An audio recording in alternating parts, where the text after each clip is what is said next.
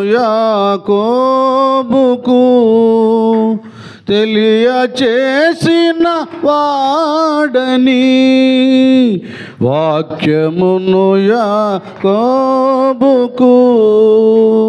తెలియచేసిన వాడని ఏ జనము కీలాగునా చేసియుండలేదని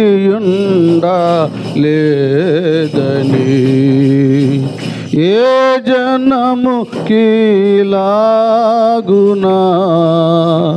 చేసియుండలేదని దేవునికి స్తోత్రము గానము చేయుటయే మంచిది మనమందరము స్తుతి గానము చేయుటయే మంచిది. స్తోత్రం. హల్లెలూయా.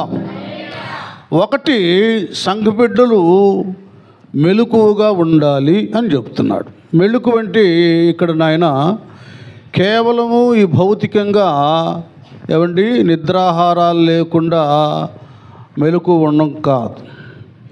ఈ మెలకువలో ప్రభువారు కూడా మరి మత్తయి సువార్త 26వ అధ్యాయము మత్తయి సువార్త 26వ అధ్యాయము 40-41 వచనాల్లో ఆ మెలకువ ఉండాలి.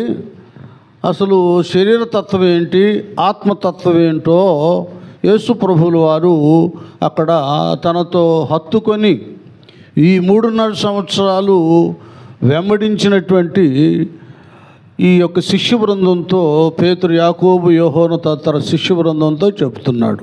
నాన్న ఏం చెప్తున్నాడమ్మా? ఆయన చూడండి 3 పర్యాయాలు అన్నమాట.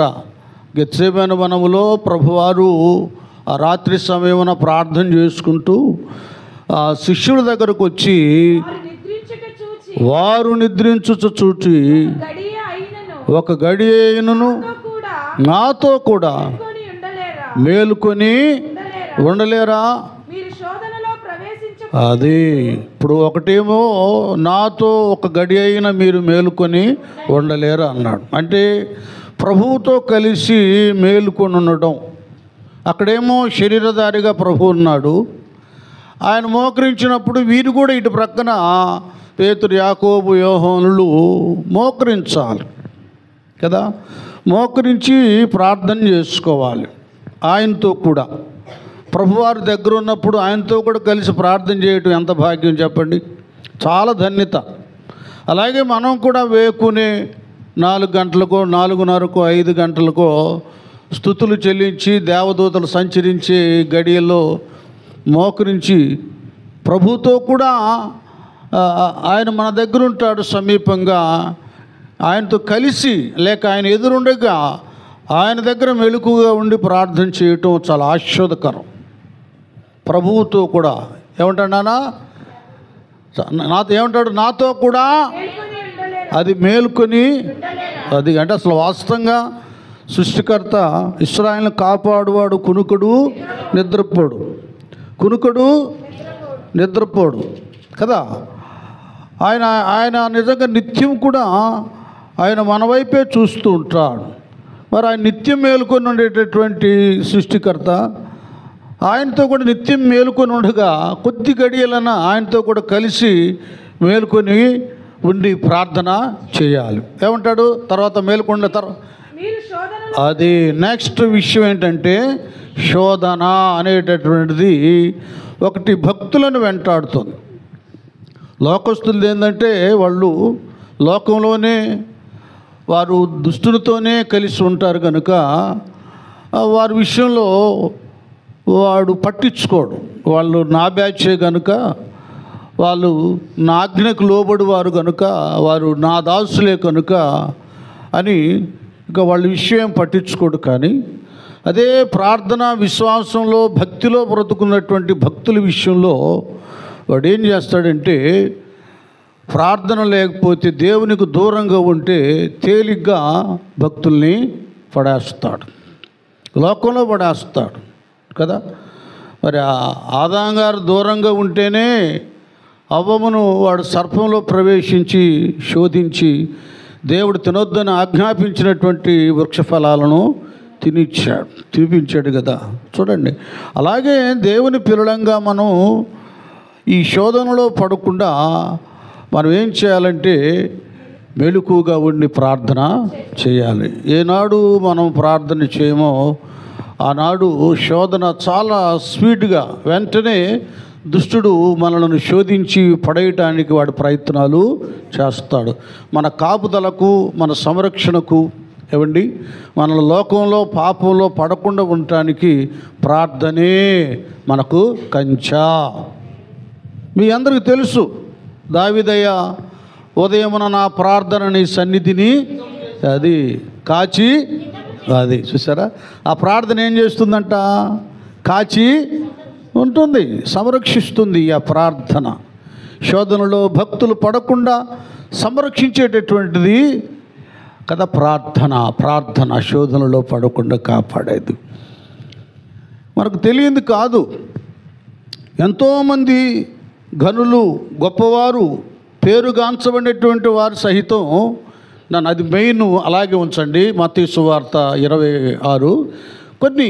కొందరు ఎలాగ శోధనలో పడిపోయారో భక్తులయ్యుండి వాళ్ళు మెలకువ లేక నిద్రావస్థలో ఉండి తాము ఏ రీతిగా తమ ఆత్మీయస్థితిని పోగొట్టుకున్నారో, నష్టపోయారు. కొన్ని సంగతులు మన వాక్యాధారంగా చెప్పుకుందాం. మొట్టమొదటిగా మనం చెప్పుకోవలసినటువంటి ఆయన విశ్వాసులకు తండ్రి అయిన అబ్రహాం గారు కదా. ఆయన గురించి దేవుడే సాక్షిస్తున్నాడు. ఆయన ప్రవక్త, ఆయన నీ కొరకు ప్రార్థన చేస్తాడంటే అబ్రహాం గారు గొప్ప ప్రార్థన పరుడు. ఇలాంటి ప్రార్థనా పరుడు దేవుడే చెప్పాడండి. ఆదికాండానికి వెళ్ళిపోదాం. ఆదికాండంలో మనం చూస్తే ఆదికాండం 15వ అధ్యాయంలో మనం చూసినప్పుడు అక్కడ కొన్ని సంగతులు మనకు కనబడుతున్నాయి. నాన్న, ఆదికాండం 15వ అధ్యాయము అక్కడి నుంచి చదువుకుంటూ సహాయం చేయి. ఆదికాండం 18 నుంచి చూడు కొద్దిగా. నాన్న 8 నుండి చూడండి. 8 నుండి అతడు ప్రభువైన యెహోవా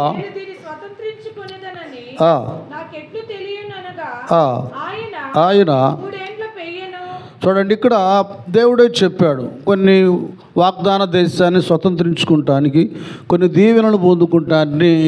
ఎట్లాగా నేను దాన్ని పొందుకుంటానని ఏమిటి దానికి సూచన అన్నప్పుడు దేవుడు చెప్పాడు, 3 ఏళ్ళు పెయ్యను, 3 ఏండ్ల మేకను, 3 ఏండ్ల పొట్టేలను, ఒక తెల్ల గువ్వను, ఒక పావురపు పిల్లను నా యొద్దకు తెమ్మని అతనితో చెప్పాను. అతడు అవన్నీ తీసుకొని వాటిని ఆ నడుముకు ఖండించి ఎదురుగా ఉంచెను. పక్షులను చూడండి, ఇక్కడ వీటిని కూడా ఖండించాలి, బలి అర్పించాలి. వాటిని ఖండించలేదు. 1, 2 గద్దలు చూసారు. ఇక్కడ బలి అర్పించేటటువంటి బలి పశువు మీద గద్దలు వాడడం అనేది చాలా పొరపాటు. అది గద్దలు వాలే అంతగా అంత నిర్లక్ష్యం ఏమండి, అంత ఆలస్యం కదండి, అలక్ష్యం చేశాడు. ఇక్కడ గద్దలు వాటి మీద వాలుచు అది అబ్రహాం గారు ఏం చేస్తున్నాడు, తోలు వేస్తున్నాడు. రావడం ఏంది, తోలేయటం ఏంటి. ఆ తర్వాత నానా ఇది క్లియర్గా చదవాలి. ప్రొద్దుగూక పోయినప్పుడు అబ్రామునకు అది వచ్చిన తెప్పలు. ఇక్కడ విషయాలు గమనించాలి. నాకెళ్ళి చూడండి, తర్వాత బైబిల్ చదవనప్పుడు చదవండి. మనం ప్రార్థించేటప్పుడు కానీ, పాత నిబంధనలో బలులు అర్పించేటప్పుడు కానీ, బలిపీఠము సరిగా ఉందో లేదో, 12 గోత్రాల చొప్పున రాళ్ళు పేర్చబడ్డాయో క్రమముగా ఉందో లేదో, దాని మీద కట్టెలు ఎలాగున్నాయో, దాని మీద అర్పించినటువంటి బలి పశువు ఎలాగుందో కదా, ఇవన్నీ పరిశీలన చేయాలి. పరిశీలన చేయాలి. ఇవన్నీ నియమం ప్రకారంగా ఉన్నప్పుడు దేనికి తాకి పేదవాళ్ళు గోవులను పావురాలను అర్పిస్తారు, వాటిని వధించాలి. ఆ బలిపీఠంకి వచ్చేసరికి బతికిందేదో దాని మీద ఉండకూడదు. పౌలు అన్నట్లుగా సజీవ యాగముగా మీ శరీరములను సమర్పించుకోడన్నట్లుగా సజీవ యాగముగా సమర్పణ చేయాలి. ఇది ముఖ్యం, ఇది కావాలి. బ్రతికుండకూడదు. దేవుని పిల్లలుగా మనం దేవుని సన్నిధిలో మోకరించినప్పుడు కదా శరీర సంబంధమైన కార్యాలన్నీ చావాలి. నానా శరీర సంబంధమైన కార్యాలన్నీ చావాలి. లోపల కుళ్ళు, కుట్ర, కుచితము, తేడా, భేద, కక్షము కదా, ఈర్ష్యలు, అసమాధాన స్థితులు ఇవన్నీ పెట్టుకొని ప్రార్థన చేస్తే ఏడంటాడు దేవుడు, ఇవన్నీ అడ్డుగా ఉంటాయి. నువ్వు బలిపీఠానికి వెళ్ళేటప్పుడు అక్కడ దేవునికి బలర్పించేటప్పుడు కదా నీ మీద ఎవరికైనా అసమాధానంగా ఏదైనా ఉంటే అక్కడికి వెళ్ళి సమాధానం ఇవన్నీ చావాలి. బతుకుంటానికి వీల్లేదు బలిపీఠం మీద. భక్తులు ప్రార్థన చేసేటప్పుడు ఈ లోపల కామ, క్రోధ, లోభ, మోహ, మద, మాత్సర్యములు అవి కదులుతూ ఉండకూడదు, అవి పాతి పెట్టబడాలి. అది ఇవన్నీ కదులుతున్నాయి.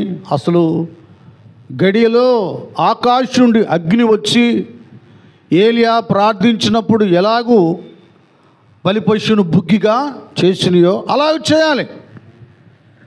కొంత అబ్రహాం గారి యొక్క నిర్లక్ష్యం వలన వధించవలసినటువంటి వాటిని వధించకుండా అది చేసిన దాన్ని బట్టి జరిగింది ఏముంటాయి అంటే పక్షులు వచ్చి వాటి మీద రాళ్ళంటే ఇది మీరు ఆలోచించండి కదా. ఏమొచ్చి వాళ్ళని అంటే వాటి మీద ఏంది గట్టిగా చెప్పండి, గద్దలు వచ్చి. కాబట్టి కొన్ని గద్దలాట ఆలోచనలు మన మీద పడతాయి. వినండి, ఎందుకు సమస్యలు తీరట్లేదు, సరి చేయబట్టలేదంటే గద్దలు వచ్చి బలిపీఠం వాళ్ళనట్టు మోకరచ్చు కానీ ఇక్కడెక్కడో లోకల ఆలోచనలు వచ్చి నెత్తి మీద పడతాయి. ఇంకేముంది, నువ్వు దేవుడి గురించి, దేవుని సన్నిధిని గురించి, నీ సమస్య పరిష్కారాన్ని గురించి ఆలోచించవలసిన మనము ఎవరో శత్రువులో, మిత్రులు, లేకపోతే ఎవరెవరో గురించో ఈ గద్దలు వాలినట్టుగా ఆలోచనలు నెత్తి మీద పడతాయి. అవి పడకుండా ఉండాలి. ఇది ఇంతే ఉంచి దానికి లింకు ఫిలిప్పీలకు రాసినటువంటి పత్రిక 4వ అధ్యాయము 7వ వచనంలో ఉంటుంది. కావాలి నీ తలపులు కావలి ఉండనని 4:7 నాన్న 6:7 ఉంటుంది.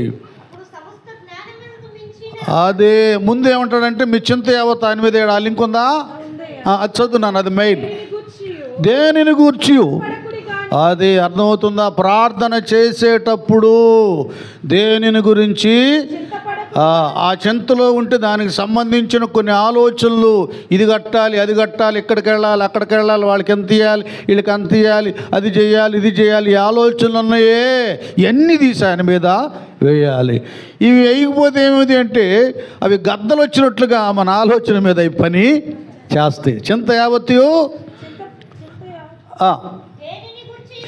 దేనిని గూర్చి చింతపడుకుడి ప్రతి విషయంలోనూ. అది ప్రతి విషయంలో కూడా ఏమాత్రం చింతించకుండా ప్రార్థన ఉంది, దాన్ని కంటిన్యూ చేయాలి. అయ్యా ఈ సమస్య తీర్చాలయ్యా, ఈ విషయంలో నువ్వు సహాయం చేయాలయ్యా, నీ ఆదరణ చూపాలి ప్రభు అని వాటిని గురించి ఆలోచన కాదు కానీ వాటిని గురించి ప్రార్థన చేయాలా. కృతజ్ఞతే వెంటనే అక్కడే రిలీఫ్, అక్కడే మనకు రావాలి ధైర్యం. నాకు దేవుడు తప్పక ఈ కార్యం సఫలం చేస్తాడు, దేవానికి స్తోత్రం అన్నట్లుగా కృతజ్ఞతాపూర్వకంగా మీ విన్నపములు దేవునికి తెలియా. అర్థమవుతుందా? గట్టిగా చప్పట్లు కొట్టండి. దేవునికి విన్నపాలన్నీ దేవునికి తెలియచేయాలి. అర్థమవుతుంది? దేవునికి తెలియచేయాలి. తెలియచేయకుండా మనం బయట వాటి విషయం ఆలోచిస్తూ ఉంటే గద్దలు వాలినట్టుగా మన ప్రార్థన మీద వాళ్తాయండి. ఇక వాటిని తోలుకోవాలి. ఏం ఆలోచన, ఏం తలంపు, ఏందో అని ఇక వాటిని తోలుకుంటేనే సరిపోతుంది, ఏగలు తోలుకున్నట్లుగా.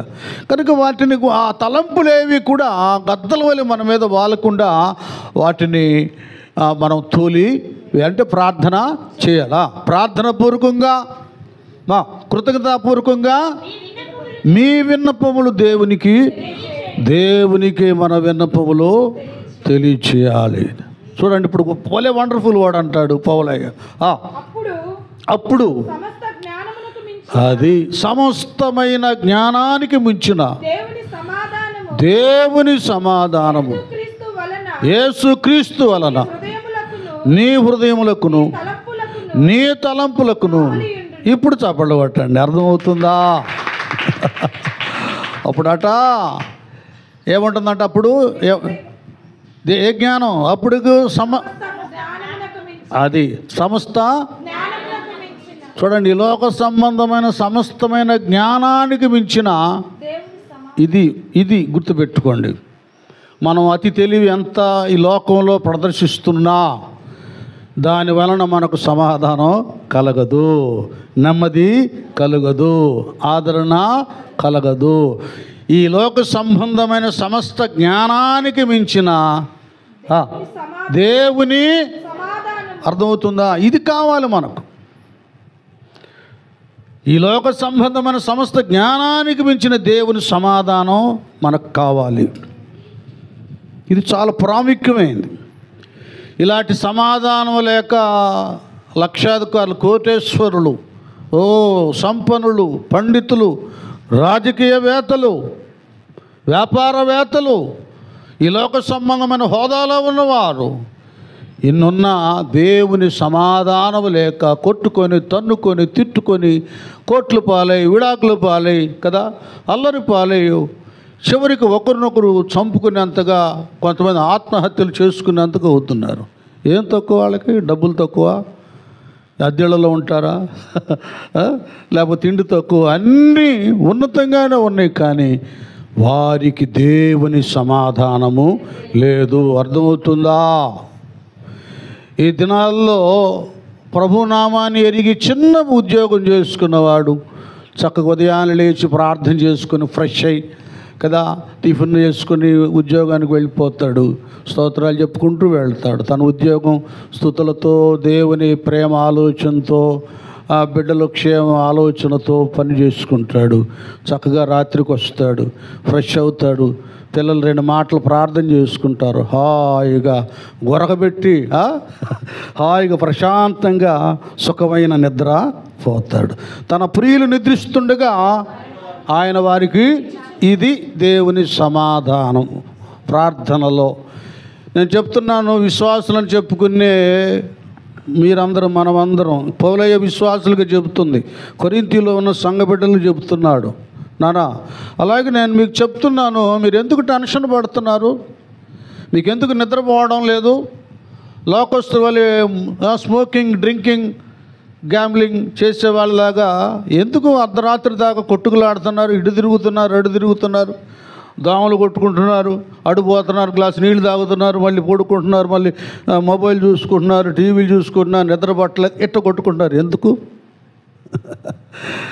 ప్రయాసపడి భారం మోసుకుని సమస్త జనులారా నా యొద్దకి రండి, నేను మీకు విశ్రాంతిని. అది విశ్రాంతి ఇచ్చే యేసయ్య దగ్గరికి వెళ్ళి సమాధానకర్త అయిన యేసయ్య దగ్గరుండి ఆ సమాధానం మిస్ అయిపోతున్నాం. చూడండి, అంగట్లో అన్నీ ఉన్నాయి అంట, అన్నుల నోట్లో శిర అన్నట్టు అన్నీ ఉన్నాయి మన యేసయ్య అంగట్లో. బుద్ధి, జ్ఞానం, సర్వ సంపదలు, సమాధానం. నువ్వేం చేస్తున్నావు? శిష్యులు చేసినట్టుగానే చేస్తున్నావు. ఆయనేమి మీరు శోధనలో పడకుండా నిమిత్తం మెలకుగా ఉండి ప్రార్థన చేయమని, నీకు మెలకుగా ఆలోచించడానికి మెలకును ఉపయోగిస్తున్నావు, కానీ ప్రార్థన చేయడానికి మెలకువను అది మనం చేసే పొరపాటు. చూడండి నాన్న, ఎప్పుడు నీకు నిద్ర రాకుండా కొట్టుకులాడుతున్నావో అప్పుడే మోకరించో. పెద్ద వయసులో ఉంటే మోకరించలేకపోతే మంచంలోనే అయ్యా యేసయ్యా స్తోత్రమయ్యా, స్తోత్రమయ్యా, నాయనా నువ్వే కార్యాన్ని సఫలం చేయాలి, నెమ్మది ఇవ్వాలి అని మనం పోరాడాలి. అది ఎందుకంటే ఇక్కడే యేసయ్య ఒక లింక్ అంటాడు కదా, శరీరము, అది చాలా వండర్ఫుల్ వర్డ్ అనమాట. ఇవన్నీ చాలా ప్రాముఖ్యమైనవి. ఈ మెళుకు దగ్గరికి మీరు రావాలంటే ముందు ఇవన్నీ సరి చేసుకోవాలి. 26లోనే అదే సేమ్ నేను అట్లా ఉంచమని చెప్పేదాన్ని. మీరు పెన్న పెట్టండి, ఒక పేపర్ పెట్టండి. ఆత్మసిద్ధమే కానీ అది అర్థమవుతుందా? ఆత్మ ఇప్పుడు చూడండి, నాకు వెళ్ళి ఆత్మ ఎప్పుడు శుద్ధంగానే ఉంటుంది. నువ్వు డ్యూటీ చేసుకుంటున్నా కూడా ఆత్మ, ఈ శరీరమే వర్క్ చేస్తుంది, చేత్తోనే వాటితో వీటితో చేయాలి కదా. నోరు కూడా మాట్లాడుతుంది. ఆత్మ ఎప్పుడు అటువైపు ఉంటుంది. ఆత్మ సిద్ధంగా ఉంటుంది. నీ వర్క్ నువ్వు చేసుకుంటున్న శరీరంతో ఆత్మ దేవునితో కాంటాక్ట్, బంధం, సంబంధం కలిగి ఉంటుంది, ఎప్పుడు సిద్ధమే. అయితే బాగా వినండి, అయితే మనం చేసే పొరపాటు ఏంటంటే ఈ శరీరానికి ప్రాధాన్యత ఇచ్చి దీనిలో లీనమైపోయి శరీరవశమైపోయి ఆత్మస్థితిని పోగొట్టుకుంటాం. అప్పుడు ఆత్మకి దేవునికి ఈ సిద్ధపాటు బంధం ఉంది, అది కట్ అయిపోద్ది. అది నన్ను అర్థం చేసుకోండి, మీకు అర్థమై ఉంటుంది. అప్పుడు కట్ అయిపోద్ది. కొన్ని సమస్యలు, ఇబ్బందులు, నీ వర్క్, హెవీ డ్యూటీ, వీటి వలన చాలా అవుతా ఉన్నాం. ఓకే, అయినా ఓకే, దేవుడే చెప్పాడు యేసయ్య ఖచ్చితంగా కదా, ఆత్మ సిద్ధమే కానీ శరీరమే బలహీనమైంది. ఈ సిద్ధమైనటువంటి ఆత్మను అధికం చేసుకొని దానికి ప్రాధాన్యత ఇచ్చి శరీరాన్ని అణిచి వేయాలి. దీన్నే మళ్ళీ పౌలే అంటాడు, మన అంతరంగ పురుషుడు బలం పొందుకునే కొలది బాహ్య పురుషుడు బలహీనుడై పోతాడు. దీన్ని మనం అంతరంగ ఆత్మస్థితిని మనం బలపరుచుకోవాలి. ఇంత మాత్రం మనం ఆత్మీయతలో, భక్తిలో, దేవునితో కాంటాక్ట్తో ఉన్నంత మాత్రాన మన శారీరక భౌతికపరమైనటువంటి అవసరాలేం తీర్చక పోడు దేవుడు. అందుకే అంటాడు, మొదట నా రాజ్యాన్ని, నీతిని మీరు వెతకండి, ఇవన్నీ కూడా మీకు అనుగ్రహించబడతాయి. ఏమి తిందుమా, ఏమి త్రాగుదమా, ఏమి ధరించుదమా అని రేపటి గురించి చూస్తారు. అర్థమవుతుందా? ఒక పర్యాయము ఇలాగూ మనం బలమైనటువంటి సిద్ధమైన ఆత్మను సిద్ధపాటు లేకుండా డిస్టర్బ్ చేస్తున్నాం. ఏ మాటలైనా మనం తప్పు అనుకోవచ్చు, కానీ యేసయ్య మాటలు తప్పు కానే కాదు. అవి సత్యము, ఆ మాటలు నిజము నానా. వాటి విషయంలో దేవుడు తప్పక కార్యాలు చేస్తాడు. ఇప్పుడు ఏం చేస్తున్నామంటే మనము కొన్ని తలంపుల వలన, ఆలోచన వలన మోకరించిన సమయంలో కూడా పావుగంట ప్రార్థన చేస్తాం అనుకోండి, 14 నిమిషాలు ఇదే. అందరూ చెప్తున్నా, జ్ఞాపకం చేస్తున్నా, 14 నిమిషాలు వాటిని గురించి వీటిని గురించి ఆలోచన, వాటి విషయంలో జాగ్రత్త పడాలి. ఎందుకు అబ్రహాం గారి పరిస్థితి అంటే, మరి ఏం ఆలోచిస్తున్నాడు మహానుభావుడు ఏందో, గద్దలు వచ్చి వాళ్ళని అండి వాటిని తోలుతూ ఉన్నాడు. ఈ లోపు మళ్ళీ వెళ్ళిపోండి ఆదికాండ, నేను అన్ని తిప్పుతా, 4-5 రిఫరెన్సులు దగ్గర పెట్టుకోండి. నేను చెప్పిన 4 రిఫరెన్సులు ఇటు ఎడిటింగ్ అవుతూ ఉంటాయి అన్నమాట. ఇక మీరే ముఖ్యం, మీరు బట్టే నాకు ప్రసంగం వస్తాయి. ప్రొద్దుకుంకపోయినప్పుడు అది ఏమైపోయి చూడండి, బలిపేట దగ్గర నిద్రపోతారు చెప్పండి. మనం చాలాసార్లు నిద్రపోతాం లేడు ప్రార్థనలో కదా. అయ్యో ఏంది మళ్ళీ ఎందుకు దొంగ అబద్ధాలు ఎందుకు వల్ల కదా, చాలాసార్లు నిద్రపోతాం. కునుకు తీసుకొని అబ్బో ఏంది నిద్రపోయానని మళ్ళీ వెళ్ళి మొక్కం కడుక్కొని మళ్ళీ మోకరుతాం. అందరూ కొండలేండి అయ్యి. ఇవన్నీ కలుగుతుంటే, ఎందుకంటే మన అయ్యకి కూడా అదేగా, విశ్వాసులు తండ్రికి. ఆయన ఏమయ్యాడు, మామూలు నిద్ర కాదండి. ఇక ప్రార్థన ఏముంది, ప్రార్థన మోకరిస్తాం, గురకలేని పడితే పక్కన వాళ్ళకి ఈడేందిరా, మోకరించి ప్రార్థన చేస్తున్నారా లేకపోతే పడుకున్నాడా, పక్కన వాళ్ళకి ఆశ్చర్యం కలిగించింది. ఇవన్నీ సహజం భక్తి జీవితంలో. వాటన్నిటిని మనం సరిచేసుకుంటూ వెళ్ళాలి. గాఢ నిద్ర పట్టింది నాన్న, అబ్రహాం గారి దగ్గరికి వెళ్ళడా, ఏమైంది నాన్న, భయంకరమైన నాన్న వినండి, తండ్రులు ఉండనండి. ఏమైందండి, గాఢ నిద్ర వలన ఏమిటి, అది కఠినమైన చీకటి. అర్థమవుతుందా? ప్రార్థనలాగే మనం చూసుకోవాలి. కొద్దిగా ముందుకు జరగండి. దీవారాత్రములు కంటి పాపవలే కాచి, దీవారాత్రములు కంటి పాపవలే కాచి, దయగలస్తముతో బ్రోచి నడిపించేతివి, దయగల ముందు తట్టుకోండి,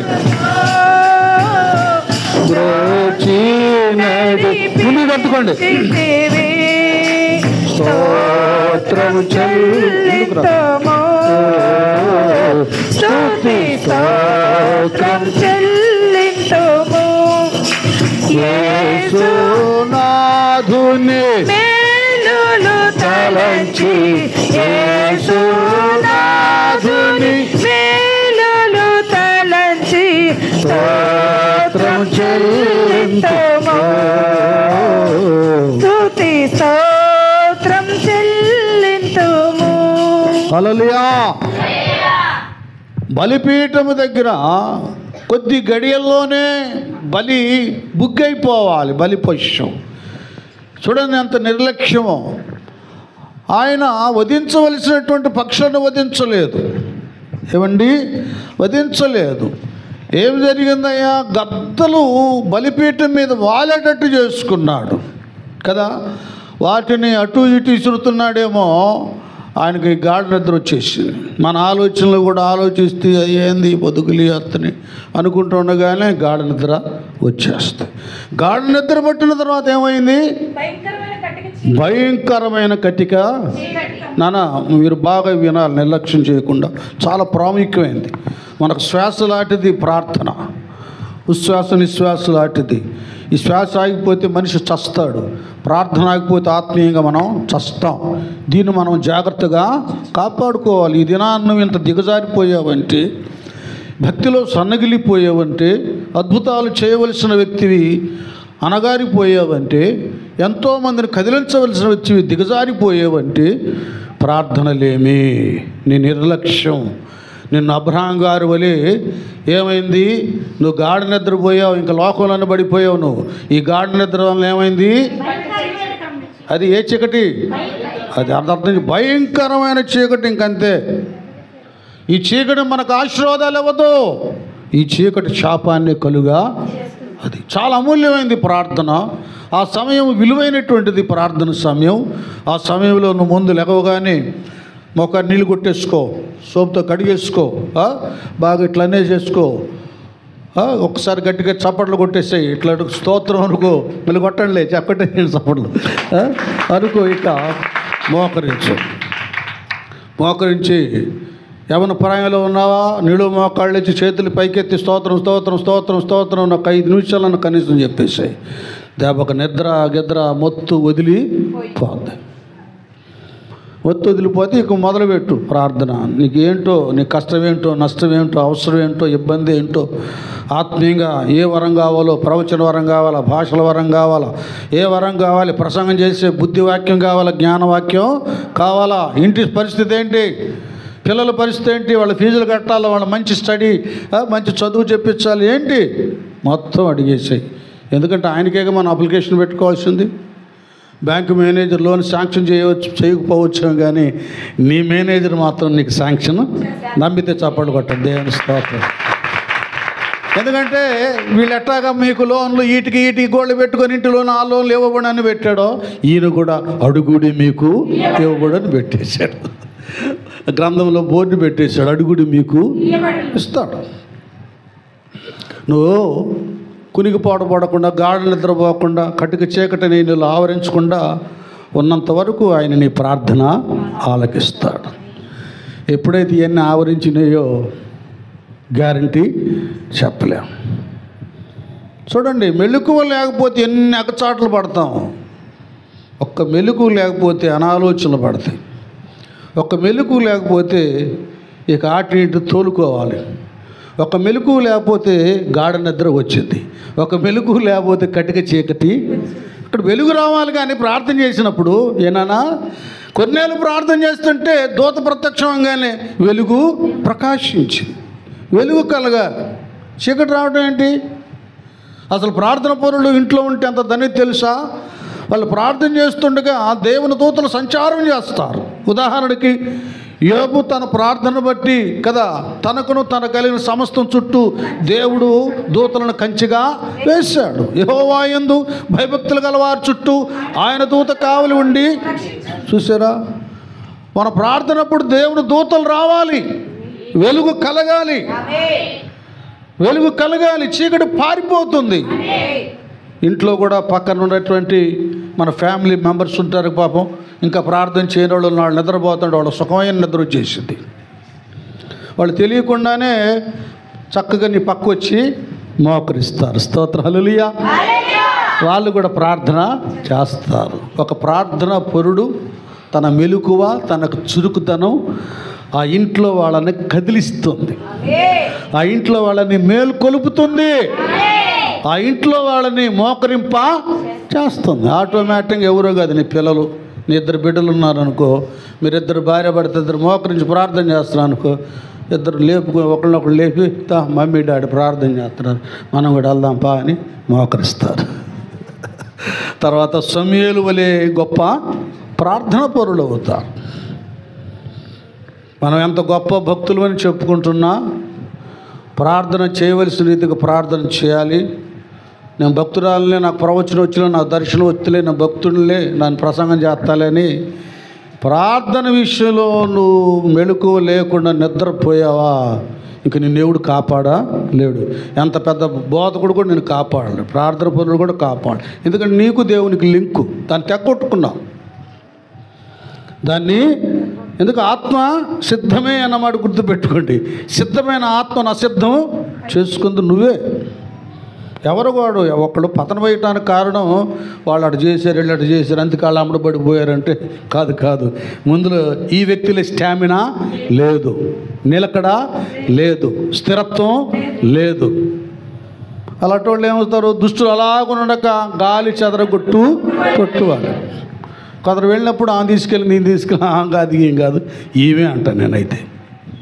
అంతేగా, మన బంగారం మంచిదైతే ఎడకిస్తాం కౌన్సిలర్ దగ్గర, చక్కగా ఆవరణం చేసిస్తాడు. మంచిది కాకపోతే ఇది మంచిది కాదా, ఇది పనికిరాదని చెత్తలో పడేస్తారు. అలాగే మనం మంచి వాళ్ళం అయితే, మనం మేలిమి బంగారం లాంటి వాళ్ళం అయితే దేవునికి సన్నిధిలో విలువైన ఆభరణంగా వాడబడతాం. చప్పట్లు కొట్టండి గట్టిగా, దేవుని స్తోత్రాలు. నిజ భక్తుల లెక్క వేరే ఉంటుందండి. వాళ్ళలో అన్నిట్లో స్థిరత్వం ఉంటుంది, చాలా పర్ఫెక్ట్గా ఉంటారు. అసలు వాళ్ళు ఏ ప్రసంగం చేయవలసిన అవసరం లేదు. అన్న చూడరా, అసలు ఆ ప్రార్థన ఏంటి, ఆ భక్తి ఏంటి, ఆ నియమం ఏంటి అన్న అని నేను కూడా అన్నమాట వెళ్ళాలనిపిస్తుంది అంటారు కదా. నేను కూడా అక్కతో కూడా ప్రార్థన చేయాలనిపిస్తుంది అంటారు సిస్టర్స్.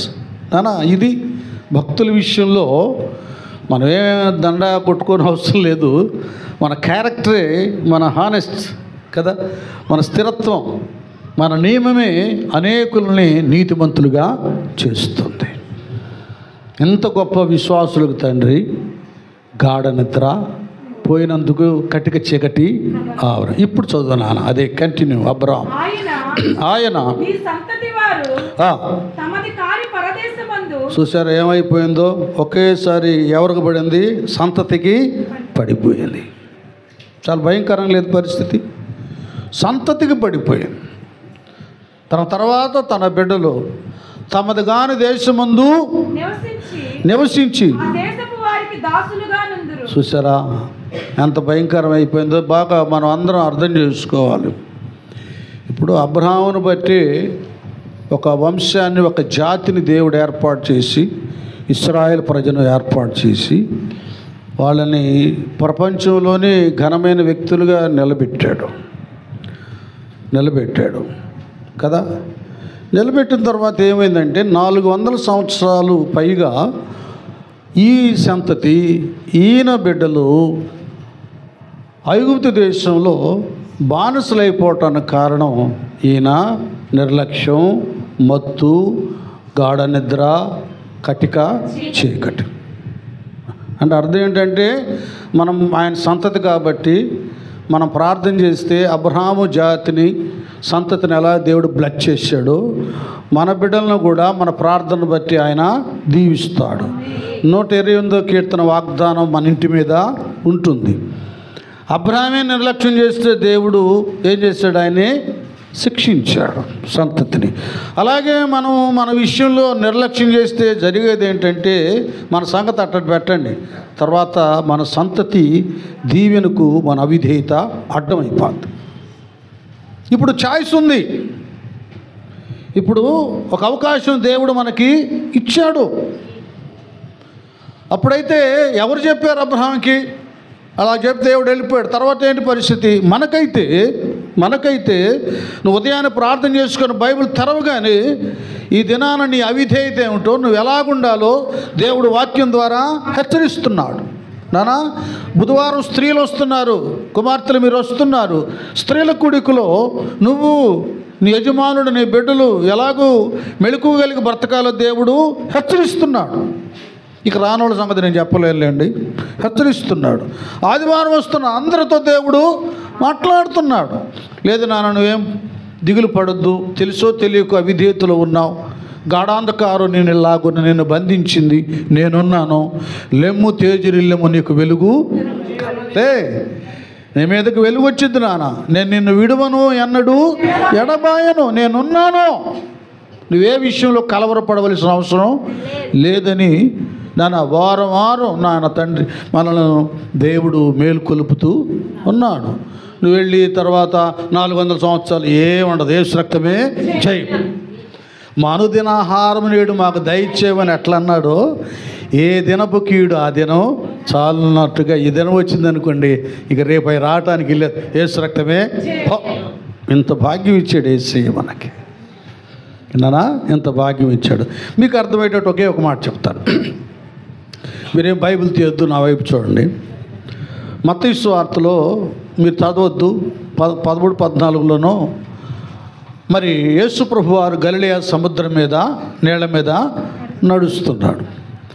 నడుస్తున్నప్పుడు నాకెళ్ళి చూడండి. నడుస్తున్నప్పుడు ఇంక ముందేమో భూతం అనుకున్నారు, ప్రభు వారని తెలుసుకున్నారు. అబ్బా, నా ప్రభు ఎంత శక్తిమంతుడు, నీళ్ళ మీద నడుస్తున్నాడు మునిగిపోకుండా. ఇక్కడే అర్థం చేసుకోవాలి శిష్య బృందం. కడలి అంటే లోకం, సముద్రం అంటే లోకానికి సూచన కావాలి. సముద్రంలో అన్ని నీళ్ళే ఉండేది, ఆ నీళ్ళల్లో మునకటమే కానీ తేలటం అనేది ఉండదు. ఏదన్నా ఈత వస్తే ఒక గంట లేకపోతే గంటన్నర ఈదుతాడు, కానీ రోజులు ఈదుతాడా? అలిసిపోయి మునిగిపోయి చస్తాడు కదా. ఇది అంతకంటే భయంకరమైనది. ఇది ఎలాంటిది? 40 కీర్తనలాగా నాశనకరమైన గుంట, జగటకర దొంగ ఊబి. ఈ లోకం కూడా సముద్రమే. దీని నుండి పైకి లేవడం చాలా కష్టం. ఎవరు ఆదాం మొదలుకొని అందరూ మునిగిపోయారు, కానీ యేసయ్య మాత్రం మునిగి పోలా. ఆయన ఒకటే ఒక మాట అన్నాడు, నాలో పాపం ఉన్నదని మీలో ఎవరైనా నేరస్థాపన చేయగలరా? పరిశుద్ధుడు ఎవరంటే యేసు ప్రభువారే. పరిశుద్ధుడు అనే నామధేయం ప్రభువుల వారికే చెందుతుంది. ఏ లోపం లేనివాడు, ఆయన జననమే పవిత్రం. అది దైవత్వం ఎరిగిన వాళ్ళకి అర్థమవుతుంది, కానీ లోకస్తులకు అర్థం కాదు. అందుకే పాపం ఏదేదో విమర్శిస్తూ ఉంటారు. దైవమర్మం, ఆ జ్ఞానం అది దైవాత్మ కలిగినటువంటి వారే ఎరుగుతారు, కానీ అది అందరికీ అర్థమయ్యేది కాదు. అది నడుస్తున్నప్పుడు నీళ్ళ మీద ఎలాగ నడిచాడో ఆయన లోకం పైన నడిచాడు, లోకం లోపల కాదు. లోకంలో ఉన్న లోకం ఆయన్ని అంటలేదు. అలాంటి పరిశుద్ధుడు ఆయన. చూశారు, బెత్తరిపోయారు అందరు, కానీ అందరూ సాహసించలేదు. వెంటనే ఉన్నాడుగా, ఆయన ధైర్యం ఎంత ఉందో తుడుకు కూడా అంతే దుడుకుపోయేతుడు. ప్రభా నేను కూడా వస్తాను అయ్యండి. అరే బాబు, నేను అంతకేరా వచ్చింది ఇక్కడికి, మిమ్మల్ని అందరిని మునిగిపోకుండా నడిపించటానికి. అర్థమవుతుందా? వినాలి. అప్పుల్లో, సమస్యల్లో, ఇబ్బందుల్లో, వాటిల్లో వీటిల్లో పాపం మునిగి ఈదుతున్నారు, మళ్ళీ అలిసిపోయి మునిగిపోతున్నారు, మళ్ళీ నీళ్ళు తాగుతున్నారు, మరి పైకి తెగుస్తున్నారు. ఏం పర్వాలేదు, నో ప్రాబ్లం. పేతురు నీళ్ళ మీద నడిపించినట్లుగా నిన్ను సమస్యల పైన నడిపిస్తాడు. గట్టిగా చప్పట్లు కొడదాం దేవుని స్తోత్రం. సమస్యల్లో మునిగినవాడు సమస్య పైన నడిపిస్తాడు. అంటే తీర్చేస్తావని అర్థం. నమ్మితే ఇంకోసారి చప్పట్లు. భయపడొద్దు. నేను ఎందుకు ఈ సంగతులు చెప్తున్నానంటే, మీకు డబ్బు వెరైయట్లేదు, డబ్బు కంటే విలువైన యేసయ్యను మీ ముందు పెడుతున్నా. అది నేను చేసేది. దేవుడి దగ్గర తప్పులు తీరుతాడు నేను చెప్పట్లా, అది తీర్చే ఆయన ఒక ఆయన ఉన్నాడు, ఆయనతో నడు అంటున్నా. ఆయనతో నడు అని చెప్తున్నా. నిర్లక్ష్యం చేయొద్దు, మొత్తుకుండొద్దు, నిద్రపోవద్దు, అలక్ష్యం చేయొద్దు. బద్దకించొద్దు, దూరం కావద్దు. ఎవరినన్నా ఏదైనా సరే విశ్వాసకర్త కొనసాగించు యేసు వైపు చూడు, అంతే. అమ్మ వద్దన్న, అందుకే ఆగా ప్రార్థన. నాన్న వద్దన్నాడు, అమ్మాయి వద్దంది, ఆయన వద్దన్నాడు. ఏంది ఆయన అమ్మాయి నిన్ను పరలోకం తీసుకెళ్తారా? ప్రార్థన చేయి, లాక్కురా. నువ్వు లాగు, దేవుడే లాక్కొస్తాడని అర్థం లేదు. చేతులు లాక్కురావటం కాదు, లేనిపోయింది. నానా ప్రార్థన చేయి, ప్రభువారే నీ చేయబట్టుకొని మీ వారు నడిచేటట్టు చేస్తాడు. ఆగాకమ్మాయి నేను వస్తున్నా నాగాగు అంటాడు. ఇది ఇందులో ఉందండి ధన్యత, ఆనందం, బహు ఆనందం ఉంటుంది అందులో. చాలామంది పిచ్చోళ్ళకి తెలియదు. ఏదో పోతుంది అనుకుంటారు, ప్రార్థన పోతే ఏం పోదు, రావడమే. రాబడి కాదు ఏమండి, పోబడి కాదు, రాబడి. చిన్నోడు 5 రొట్టెలు 2 చిన్న చేపలు ఇచ్చాడు. మరి వాళ్ళ అమ్మ నాన్న కూడా ఏమనలేదు, అరే నీకోసం మధ్యలో ఏడుతావని తెత్తి ఏంద్ర వాళ్ళకి ఇస్తున్నా అల్లా అరణ్యంలో చూస్తూ ఉన్నారు. ఎందుకంటే తెలుసు మంచికి ఇస్తే, దేవునికి ఇస్తే ఇంకా 1000 రెట్లు వస్తారు. ఇచ్చింది 5 రొట్టెలు చిన్న చేపలు నాన్న. 5,000 మందికి పైగా తినక 5 రొట్టెలు 2 చేపలు మళ్ళీ 12 గంపలు మిగిలినాయి. ఏంటిది? ఇది కదా అద్భుతం, ఇది కదా ఆశ్చర్య కార్యం. అలాగే దేవునితో మనం ఉంటే, ఆయన సన్నిధిలో మనం బ్రతికితే ఆదాయమే కానీ పోయేది లేదు, ఒరిగేదేమీ లేదు, అంత పెరిగేది అన్నమాట, తరిగేది లేదు. ఇలాంటి అద్భుతం ఉంది ప్రభువులో. అనుభూతం నేను చెప్తున్నాను. ఒక్కోసారి అయ్యో ఏంది అంత అయిపోయింది అనుకుంటాం కదా, తక్కువంట మళ్ళీ ఆ కొద్ది దేవుడు తీరుస్తాడు. ఆ ఫోన్ పగిలిపోయింది కింద పడి, అబ్బా 11,000 దేవా సేవకు ఉపయోగపడేవి అనుకున్నా, ఎక్కడి నుంచి వచ్చినాయి 15,000 వచ్చేసినాయి. అవి ఎలాగొచ్చినాయో తెలియదు. అటు నాకే కాదు అందరికీ. నాకు గొప్ప నేను చెప్పడం లేదు నాన్న.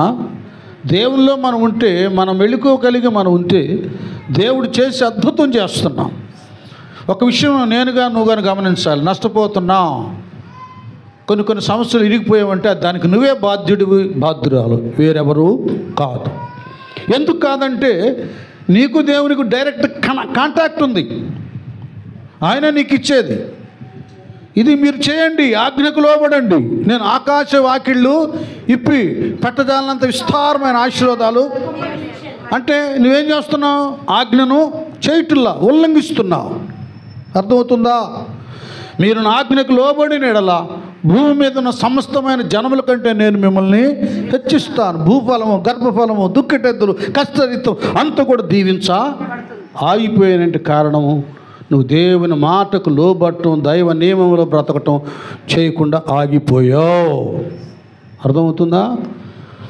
ప్రతి భక్తుడు, లోకస్తులు తీసాతల పడండి, ప్రతి భక్తుడు చేయవలసింది ఏంటంటే, ఎందుకు నాకు ఈ సమస్య, ఎందుకు ఈ ప్రవాహం, దీవెనల ప్రవాహం ఆగిపోయింది, నేను దేవునికి ఏం చేశాను, ఎట్లున్నానో, దూరం అయ్యాను, ఏం అడ్డం ఉందో నాకు నా దేవుడికని నాకు నేను మీకు మీరు పరిశీలన చేసుకోవాలి. అప్పుడు దావీదులాగా మనం దీవించబడతాం. వాళ్ళు వస్తే వందనాలు చెప్పాల, వాళ్ళు వస్తే ముఖం పెట్టిన వాళ్ళతో నీకెందుకు? మనం వచ్చింది దేవుని కోసం, అస్సలు ఇతరులతో మనకు సంబంధం లేదు. ఇటీవల ఎవరో రావట్లేదంట అని చెప్తుంది. మరంట మందిరానికి వచ్చి ఈ ఊరు పలకట్లేదంట. ఇప్పుడు దేవుని పలకరించడానికి వచ్చావా ప్రార్థనతో? మనుషుల పలకరింపు కోసం వచ్చా? చూడండి, చాలా చాలా సులువుగా చిక్కులు పెట్టే పాపం, చాలా సునాయాసంగా ఎరిగి చెడిపోతున్నారు, నష్టాన్ని కొని తెచ్చుకుంటున్నారు. ఎందుకు నాన్న అలాగ ఎందుకు చేసుకోవాలి? మనం ఎవరితో మనకేం బంధం, సంబంధం? దేవుని ప్రేమను బట్టి సిస్టర్స్ బ్రదర్స్, సిస్టర్స్ వందనాలు, అక్క, అన్న, బావ, నా చెల్లి వందనాలు, ఓకే, సమాధానం. తర్వాత తెలియకుండానే ప్రేమ ఐక్యతను కలిగించి దేవుడు మీ ప్రేమ ఐక్యతను బట్టి అనేకులు కొనియాడేటట్లుగా చేస్తాడు. అది సంఘం అంటే అన్నట్లుగా ఆయన చేస్తాడు. ఆయన వాళ్ళందరూ చేస్తేనే నీకు సమాధానమా? నువ్వు వాళ్ళకి సమాధానాన్ని కలుగా చేయలేవా? ఇది కావాలి. ఎవరికి వాళ్ళ ప్రశ్న వేసుకొని నా వంతు ఏంటి, నా దేవునికి, నా సంఘానికి, నా కుటుంబ వ్యవస్థకు అనేటటువంటిది ప్రతి వ్యక్తి పరిశీలన చేసుకున్నప్పుడు ఇక తిరిగి ఉండదు నా ఆత్మీయతకి. సరే నేను నడుస్తానన్నాడు, మళ్ళీ వచ్చేద్దాం, కదిలిస్తే వెళ్ళిపోతాయి. పేతురు 5:5కి ప్రభువా నేను వస్తానన్నాడు. ఎవరు అనలేదు. ఓకే నాన్న, నేను అంతికే కదా వచ్చింది, మిమ్మల్ని నడిపించడానికే మునిగిపోకుండా నడవమన్నాడు. నడిచాడు. బాగానే ఉందా? నడిచినవాడు చక్కగా ఆయన వైపే చూడాలి కదా, ఆయన వైపే చూడాలి కదా. అలలు, శబ్దం, సముద్ర ధ్వని ఓ అంటూ ఉంది. ఇలా గాలి వైపు చూచాడు. అర్థమవుతుందా? ఇప్పుడు దాకా బాగానే ఉన్నావు బ్రదర్, బిడ్డా, ఇప్పుడు దాకా బాగానే ఉన్నావు కుమార్తె. నువ్వు ఎప్పుడైతే లోకుల వైపు, లోకం వైపు చూస్తావో, అది మనం పడిపోవడానికి, చెడిపోవడానికి కారణం ఇదే. కొందరు భక్తి వేషం వేసుకొని వేషధారులు ఉంటారు, వాళ్ళ వైపు చూసినా ఇదే గతి. గాలి వైపు చూస్తే ఏమొచ్చింది? ఆయనకి ధైర్యం వచ్చిందా? గట్టిగా చెప్పండి, ఏమొచ్చింది?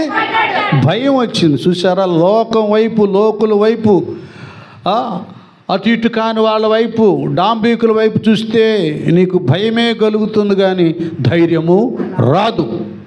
ఆత్మీయ ధైర్యము రాదు కనుకనే నువ్వేమైపోతావు? భయపడతావు కనుకనే నువ్వు మునిగిపోతావు. గాలి వైపు చూచి భయపడి ఏమయ్యాడు? మునిగిపో. అది చూసారా? లోకం వైపు, లోకుల వైపు, మనుషుల వైపు చూస్తే భయం అనేది ఒకటి కలుగుతుంది, దేవుని వైపు చూస్తే ధైర్యం అనేది కలుగుతుంది కదా. గడాంతకారపు లోయలో సంచరించినాను, ఏ అపాయానికి నేను నీ దుడ్డు కర్రయు దండము నన్ను. అదే దేవుని వైపు చూస్తే వాగ్దాన వాక్యం జ్ఞాపకం వస్తుంది కనుక ఎన్ని కష్టములైనా, అది సముద్రమైన, అగాధమైన, అగ్నిగోళమైన, షడ్రక మేషక అబేద్నెగోలాగా అది యేసు రూముగా మారిపోద్ది. ఇంత ఉంది నాన్న మనకు దేవుడు అనుగ్రహించిన ఆధిక్యత. గాలి వైపు చూచి భయపడి మునిగిపో. యేసు వైపు చూచినప్పుడు చక్కగా హాయిగా నడుస్తున్నాడు. మంచి చక్కటి బాటలో, దారిలో నడుస్తున్నట్లుగా. కొన్ని గ్రౌండ్స్ ఉంటాయి, చక్కగా పచ్చిగా ఉంటుంది అన్నమాట, మెత్తగా ఉంటుంది, హాయిగా ఉంటాయి, సునాయాసంగా ఉంటాయి పాదాలకు. అలాగ వెళ్ళిపోతున్నాడు నీళ్ళ మీద. నానా ఏమంటాడు 23వ కీర్తనలో? ఏ జలముల యొద్దకి? శాంతికరమైన జలముల యొద్దకు నన్ను నడిపించు. అర్థమవుతుందా? దేవుని వైపు చూచి మెళుకుగా ఉండి ప్రార్థిస్తున్నంత సమయము చక్కగా శాంతికరమైన జలములు, దేవుని వాక్యపు బాటలో ప్రశాంతంగా వెళ్ళిపోతావు. ఎప్పుడు పనికి మానోళ్ళ వైపు చూస్తావో భయపడి మునిగిపోతావు. అగాధంలోకి వెళ్ళటానికి వాడు లాగుతాడు. నువ్వు కొద్దిగా మునిగితే వాడు కాడు పట్టుకొని అగాధంలోకి లాక్కెళ్తాడు. చాలా జాగ్రత్తగా ఉండాలి. భక్తి జీవితం అమూల్యమైనది, శ్రేష్టమైనది. దాన్ని కాపాడుకోవలసిన బాధ్యత భక్తుల మీదే ఉంది. నీ భక్తి నీకు ధైర్యము, అది భక్తి మీద ఆధారపడి ఉంది నాన్న. అప్పుడు మునిగిపోసాగాడు. చాలా మంచి ఒక మాట చెప్పాలంటే మనందరికీ గొప్ప మాదిరి పేతురయ్య. మునిగిపోయి ఏందంటే జరిగిందని ఏ చెప్పటలా. ఏమన్నాడు? గట్టిగా చెప్పండి. ప్రభువా నన్ను, గట్టిగా చప్పట్లు పడదాం. దేవునికి స్తోత్రం, హల్లెలూయా. ప్రభువా నన్ను రక్షించని కేకలు వేశాడు. ఎక్కలేని ఎత్తైన కొండ ఎక్కించుము నన్ను పరిశుద్ధ కొండ. ఎక్కలేని ఎత్తైన కొండ ఎక్కించుము నన్ను కొండ. చక్కని ప్రభు మోము చూడా, చక్కని ప్రభు నీ మోము చూడ. నీ కొరకేను వెదకేను దేవా, నాకొకసారి కనిపించరావా. ప్రభు మొర వినవా, నీ కొరకేను వెదకేను దేవా, నాకొకసారి కనిపించరావా. హల్లెలూయా. దేవుని స్తోత్రం. ఇప్పుడు కేకేశాడండి పేతురు గారు, ప్రభువా నన్ను రక్షించమని కేకలు. అర్థమవుతుందా? పర్వాలేదు, ఇకనైనా పర్వాలేదు. అందుకే దేవుడు నా కోసం ఈ రిఫరెన్స్ చెప్పాడు, ప్రభువా నన్ను. అయ్యా చాలు బ్రదర్ సిస్టర్, ఇంతవరకు జరిగిన నష్టాలు చాలు, ఇంక వాటికి ఫుల్ స్టాప్ పెడదాం. ఇప్పుడు క్రొత్త జీవితాన్ని ఆరంభిద్దాం పేతురయ్య వలె. ఇది ఆ మత్తు మెలకువ ఇప్పుడు దిగిపోవాలి. దెబ్బకి మొత్తం అంతా సైతాన్ మొత్తం అంతా దిగిపోవాలి. ఇంకా యేసు రక్తమే, యేసు నామములో సైతాన్ వెళ్ళిపో. గాఢాంధకారం అంతా కూడా, కటిక చీకటంతా పారిపోవాలి. యేసయ్య వాక్య పేలుగు మన మీద ప్రకాశించునుగాక. అర్థమవుతుందా? అప్పుడు వెళ్ళిపోయింది టైము. ఈ ఒక్క విషయం నేను చెప్పి లింకు, అబ్రహాము లింకే చెప్పి నేను ముగిస్తా. సరే, పేతురు ఏం చేశాడు? కేకేశాడు కదా రక్షించమని. యేసయ్య ఏం చేశాడు?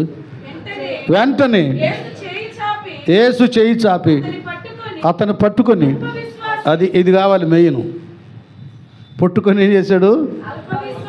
ఈ వార్నింగ్ నీకు నాకు కూడా ఉండాలి కదా. ఈ షాట్ మనకు కూడా ఉండాలి. ఈ దెబ్బ మన మీద కూడా పడాలి. ఎందుకు నువ్వు మునిగిపోతున్నావో అర్థమైంది. ఓ అల్ప, ఇప్పటి వరకు ఎందుకు ఈ స్థితిలో ఉన్నామంటే ఏదో ఒక విషయంలో అల్పం స్వల్పమై పోయాం. ఇచ్చాడు వార్నింగ్. అలాగెందుకు అల్ప విశ్వాసే, ఎందుకు సందేహపడితు అని అతనితో చెప్పాను. చూసారా? చెప్పి పైకి ఇస్తాడు, ఇచ్చే కోటింగ్ ఇస్తాడు, కొట్టే దెబ్బలు కొడతాడు, చేసే శిక్ష వేస్తాడు. కానీ మరణానికి మాత్రం అది ఆయన ఎప్పుడు వెంటాడుతూనే ఉంటాడు. రాజాగారు పాట రాసినట్టుగా, నిన్ను మర్చిపోయినా నన్ను మర్చిపోలేదు. మర్చిపోడు ఆయన, మర్చిపోడు. నిన్ను మరచిపోయినా నన్ను మరచి, తీయండి పాట. నిన్ను విడచి వెళ్ళినా.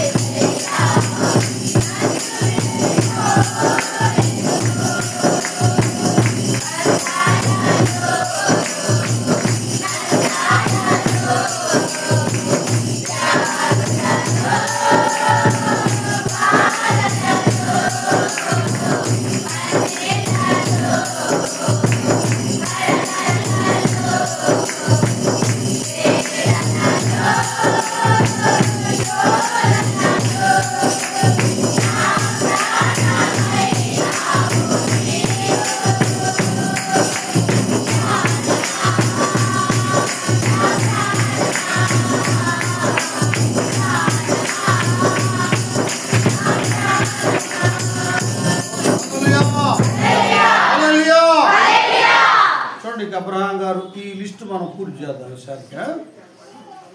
ఇక అబ్రహాం గారితో దేవుడు చెప్పాడు కదా, ఇలాగూ నీ సంతతి వారు 400 సంవత్సరాలు పైగా తమది గాని దేశమందు దాసులుగా ఉంటారు.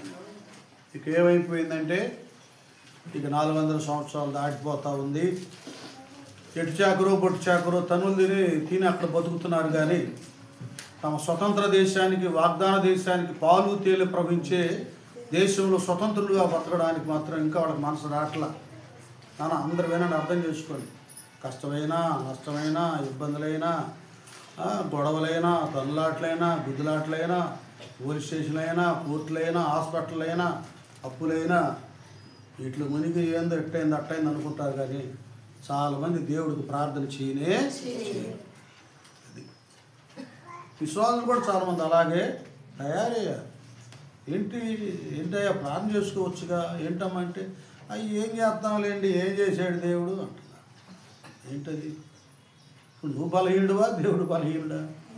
నువ్వు చేత కానివాడువా, దేవుడు చేత కానివాడు? మనం చేత కానివాడు అయ్యి, మనం పనికి వాళ్ళు అయ్యి దేవుని తక్కువగా అంచనా. మన దేవునికి అసాధ్యమైనది ఏది మా కొంతకాలానికి ఇక్కడికి వచ్చిందయ్యా పేరేపం. చదవండి ఇప్పుడు నిర్గమాకాండం 2వ అధ్యాయం. నిర్గమాకాండం 2వ అధ్యాయానికి వెళ్దాం. 23వ వచ్చిన అక్కడి నుంచి అది అలాగున అనేక దినములు జరిగిన మీదట ఐగుప్తు రాజు చనిపోయి ఇశ్రాయేలీయులు తాము చేయుచున్న ఎట్టి పనులను బట్టి నిట్టూర్పులు విడుచుచు మొరపెట్టుచుండగా. అదే ఇప్పుడు తెలిసిందండి. ఏం తెలిసింది? తాము చేయుచున్న వెట్టి పనులను బట్టి నిట్టూర్పులు. ఇప్పుడు వచ్చింది నిట్టూర్పు విడుచుచు మొరపెట్టుచుండగా తమ వెట్టి పనులను బట్టి వారి పెట్టిన మొర దేవుని యొద్దకు గట్టిగా చప్పట్లో.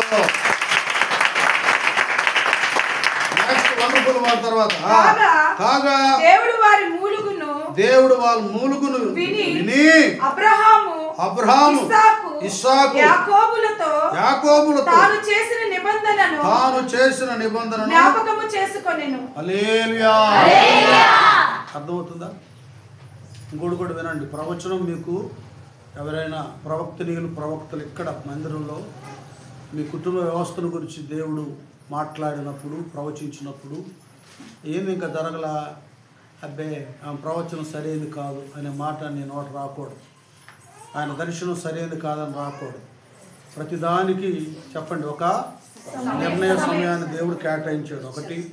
రెండోది, ఏ విషయమైతే దేవుడు ప్రవక్తల ద్వారా నీకు చేస్తానని వాగ్దానం చేశాడో దాని కొరకు ప్రార్థన చేయాలి.